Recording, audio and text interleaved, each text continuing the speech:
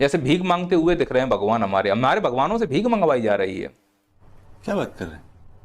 अभी पता चलेगा। बिल्कुल मंगवाई जा रही। भगवान से कहा जा रहा है कि तुम इतनी दूर से यात्रा करके आए हो, आराम मत करो, हम हैं भिखारी हिंदू। अच्छा, हमारे लिए काम करो, काम जाओ, हमारे लिए भीख मांगो। एक काम करो, एडवर्टाइजमेंट करो, ठीक है, जाओ अब तुम जाके पटना में जाके प्लॉट बेचो। चलो भगवान राम के जैसे ही भगवान राम आए प्लॉट बिकवाने लगे, और मन नहीं भरा तो भगवान राम के नाम से फ्लैट बिकने लगे, और मन नहीं भरा तो भगवान राम के नाम से सरिया बिकने लगा, और मन नहीं भरा तो भगवान राम के नाम से बैटरी बिकने लगी। अरे हद तो तब हो गई जब भगवान राम से ये कहा गया कि तुम जालिम लोशन बेचो। मतलब अब हमारे भगवान राम दाद खाद खुजली का लोशन बेचेंगे। अच्छा बात नहीं है। हेलो दोस्तों, तो कैसे हो आप सभी? आशा करता हूँ कि आप अभी अच्छे और मस्त होंगे। तो दोस्तों, आज फिर से हम आ गए हैं इन अंधभक्तों के ऊपर एक और वीडियो लेकर, जिसमें हम देखेंगे एक से बढ़कर एक अंधभक्त। तो चलिए बिना देरी किए वीडियो को शुरू करते हैं। गाड़ी स्टार्ट कर।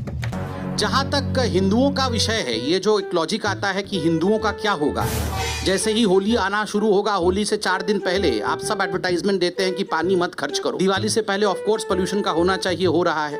अच्छा, रिसर्च में भी देखा होगा, जो एनिमल किलिंग होती है वो कार्बन एमिशन को सबसे ज्यादा कंट्रीब्यूट करती है, मगर किसी प्रकार का इस पे कोई विवाद नहीं होता। मैं नहीं कह रहा हूँ विवाद होना चाहिए, डिस्कशंस भी नहीं होता है। Doctor Patra, do you eat nonveg?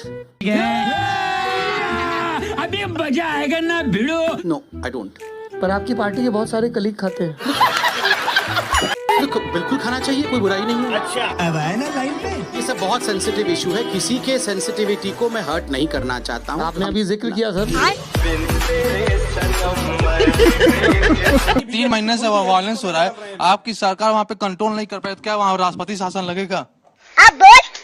आपको पता है, नॉर्थ ईस्ट में एक ऐसा भी समय आया जब इंडियन एयरफोर्स बम्बार्डिंग, फिर पीछे चले गए। पीछे क्या, हकीकत बोल रहा हूँ भाई। एयरफोर्स बम्बार्डिंग का कोई उदाहरण बताइए। आप कुछ आज की क्या बात कह रहे हैं? कमाल कर, जो हकीकत आज आप कर रहे हो। वो पूछ रहा है कि वो बेटी के साथ अन्याय हुआ, आप कह रहे हो एयरफोर्स की घटना गिनाने लगे। अरे एयरफोर्स की घटना गिनाने लगे। अरे अपने देश में अपनी एयरफोर्स ने बम्बार्डिंग की और ये कह रहे घटना गिनाने लगे। आप तो ये कहते हैं, सवाल वो है जी, मुख्यमंत्री की कोई जवाबदेही बनती है या नहीं बनती? देखिए प्यारी समझ गई। जवाबदेही इस समय जब परिस्थिति संवेदनशील है, समस्या को सेटल करके पहले सिचुएशन सामान्य करने की जरूरत है। और कितने दिनों से हम लोग ये बात सुन रहे हैं, अभी तक कोई हल नहीं निकल पाया है। तो फिर किसकी नाकामी? अच्छा, ये तो धोती खोल रहा है। सॉरी।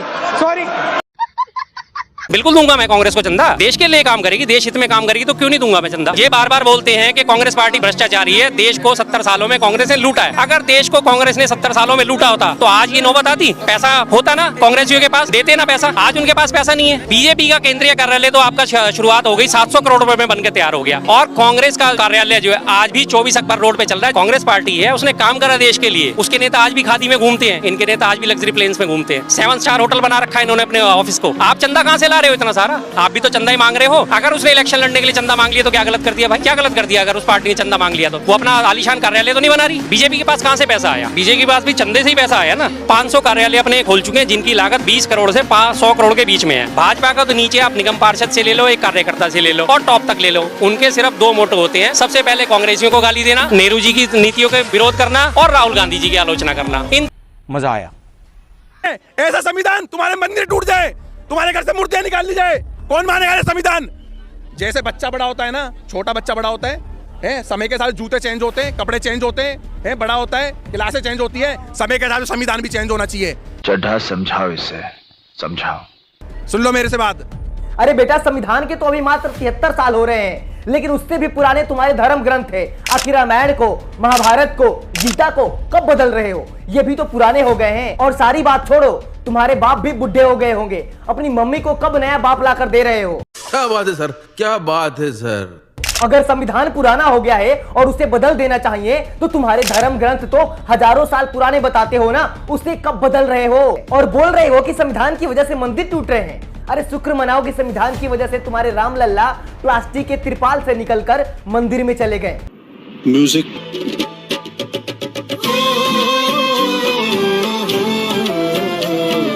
Yesterday's या unsung heroes are country's heroes today. कोई इनसे सीखे सीखे इनसे सीखे। ये एक बढ़िया साइकिल का समय में से भारत आज गुजर रहा है। Conversation for a better tomorrow. अब 2023 में क्या बोला तूने? पीछे मुद्दे देख। अब 2023 में और अभी तो रुको, क्लाइमैक्स अभी बाकी। मगर मेरा बेटा तुम लोगों जैसा नहीं है, क्योंकि भगवान ने उसे तुम लोगों जैसा नहीं बनाया है। वो जवान तो है मगर उसका दिमाग अभी भी बच्चे जैसा है, एक भोला भाला मासूम बच्चा। ट्रस्ट मैं लंबी गाड़ियों में नहीं घूम।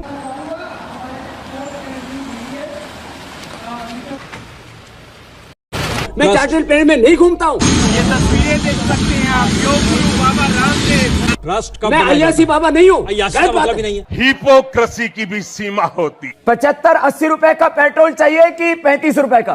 मैंने कहा अब आगे से पूछेगा तो तो हमें लगता है हिंदुस्तान की जरूरत क्या है?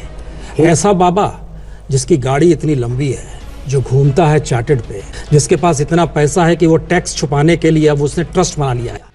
अरे बाप रे, ये तो धोती खोल रहा है। पुण्य पुरुषों जी इतने गंभीर आरोप आप आरोप नहीं लगा रहे, झूठे आरोप नहीं लगा सकते। वाजपेयी जी हाँ आप देखो, अब एक बात मैं आपको बोल रहा हूँ, मैं आपको बर्दाश्त नहीं करूंगा। और इसके बाद क्या लगा आपको? रिपोर्टर की वाहवाही हुई होगी? नहीं, दूध में से मक्खी की तरह मारकर इनको चैनल से निकाल दिया गया। ग्लोबल हंगर इंडेक्स 2023 के अनुसार भारत की रैंक 111वीं है। भारत के सभी नेता चाहते हैं कि भारत से कुपोषण खत्म ना हो, क्योंकि अगर कुपोषण खत्म हो गया तो भारत में ऐसे प्रतिभावान दिमागों की संख्या बढ़ जाएगी जो नेताओं से सवाल पूछेंगे, तर्क करेंगे। भारत के सभी नेता चाहते हैं कि भारत में कुपोषण बना रहे, जिससे इस प्रकार के मानव संसाधनों का विकास हो। इन बागड़ बिल्लों को देखो, ये देश के भविष्य हैं। यही बड़े होकर YouTube पे फेमस होते हैं और देश की सेलिब्रिटी बन जाते हैं। कुछ तो ऐसी सेलिब्रिटियां हैं जिन्हें सिर्फ गाली देना आता है। सोच कर देखो, तेरी माँ की, तेरी बहन की, यही माहौल पूरे समाज में बना हुआ हो। कमाल की बात यह है कि सरकार भी ऐसे छपरियों का सम्मान कर रही है।